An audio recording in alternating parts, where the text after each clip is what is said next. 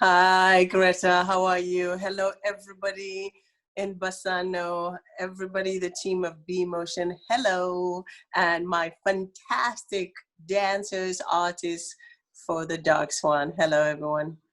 I would like to ask you, how did your choreography change regarding the current moment that we are living in? Because the first time we talked, it was called Dark Swan, and now it's called Virtual Studies for Dark Swan 2020. So it's very precise and specific. Yes, I was very happy to be asked to visit this work, which I created for myself in 2005. Feels like, ancient times, and to think of ways to work with artists who are based in Bassano, choreographer at this moment.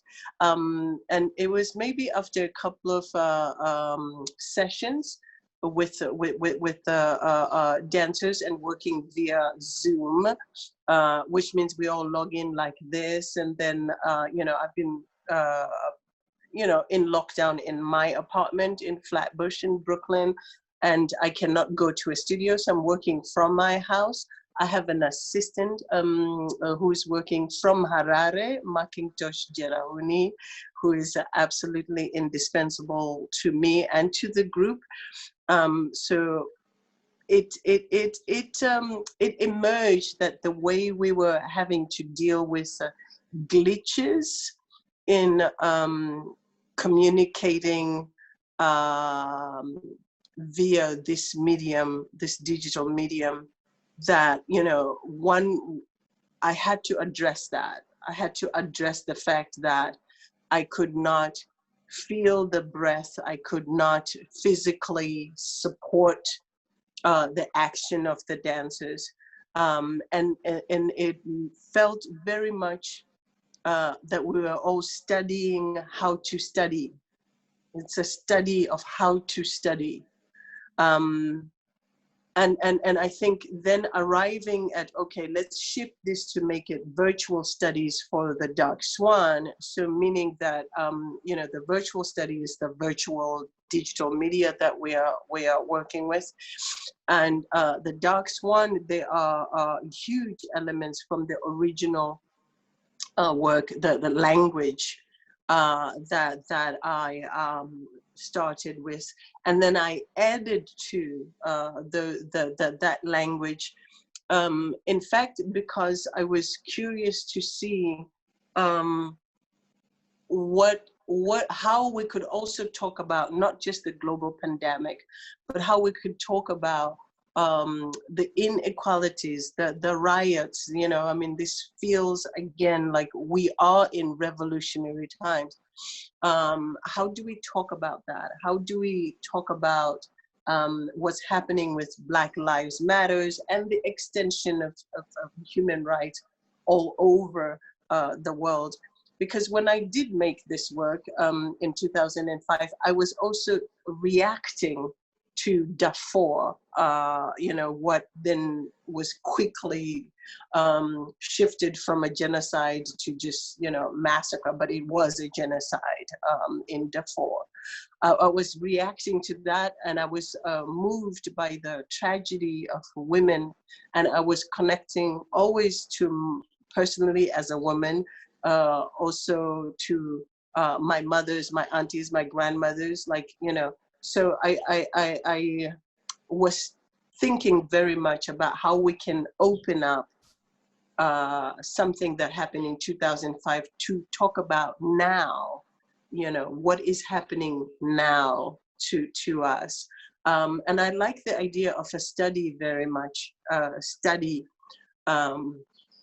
it also means that it removes a certain kind of pressure from the performers, the densely thing of perfection, which is quite a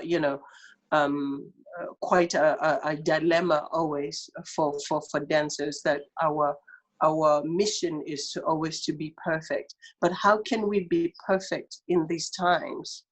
Yeah, it's very interesting for me when you talk about perfection, because one of the dance pieces that inspired you was also the Dying Swan, which is Yes. a ballet classic. So, which is like a synonym of perfection. You know, we always expect perfection from the ballet dancers, and especially from such a title. So this Dark Swan is actually revolutionary because it's a study, and also because it refuses to accomplish It refuses to be destiny. perfect. It does refuse to be perfect. You are right. I should you know, rewind and go back to, you know, the Dark Swan is my response, my conversation with the dying swan, particularly with Pavlova. You know, I think a woman-to-woman conversation, like, you know, poor Pavlova, on point, forever dancing this 3-minute dance everywhere in the world, forever dying, you know. What tragedy. It's extreme. It's a perfection of death, you know. There's nothing really glamorous about it. But the Dying Swan is an iconic dance in the ballet, you know, canon. It's perfection itself. But when you really understand it, what it is, it's two things happening. It's feet, kind of virtuosity of feet, idea of bourrées, and then a virtuosity of the arms, a port-de-bras, you know, and then this massive intention of the swan dying. So you have to kind of, you know, use your imagination. It's so loaded, all these things, and I was keen to see if this swan, this European swan, could be seen in an African environment, like say the savannah, where it's hot, and you know, the land is there, and you have to be barefoot. What would happen if you change from a frozen lake to, you know, an African landscape? And still retain the virtuosity of the feet and the virtuosity of the arms. But instead of accepting as a woman that your fate is to die, you know, a refusal to die, like that's my contribution to the world is, no, women, we must refuse. You know, we just can't take it as a given that we must die. We will refuse to die and do everything in our power to live.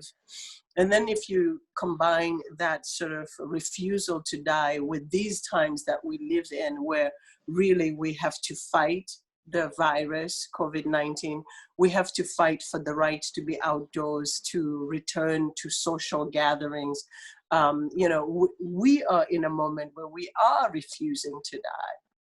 You know, globally, we refuse to die. So I thought, you know, really, this is an appropriate moment to imagine and keep reimagining these swans that refuse to die. So as we are ready to see the premiere of these virtual studies for Dark Swan 2020, would you like to give our audience a hint or a suggestion to enter the performance?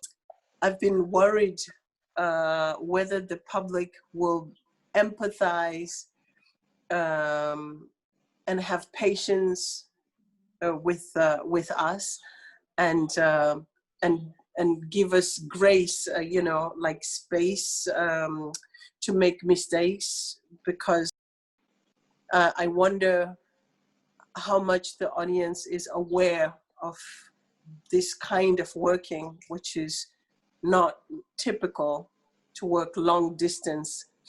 I would hope that there is some understanding of that. But that, even that said, I hope that the the work itself and the commitment of the dancers who are, I think, have worked 300 times more than they would. That commitment will, you know, surface. That the generosity of the artists, the dancers, will register with the public, and that the determination of the art of dance to always find solutions to live also surfaces. And that finally, I think the determination of the body to not be shut down, you know, this through social distances, through health or whatever, that I hope that the world understands that the live arts, you know, will not be refused in a way. They will not be refused. We are kind of determined. We will be the last, like theaters will be the last to be open, you know, dance studios, especially in New York. You know, all those things that need kind of the live element will be the last, but we are finding solutions to surface our work. So I hope all these things are apparent.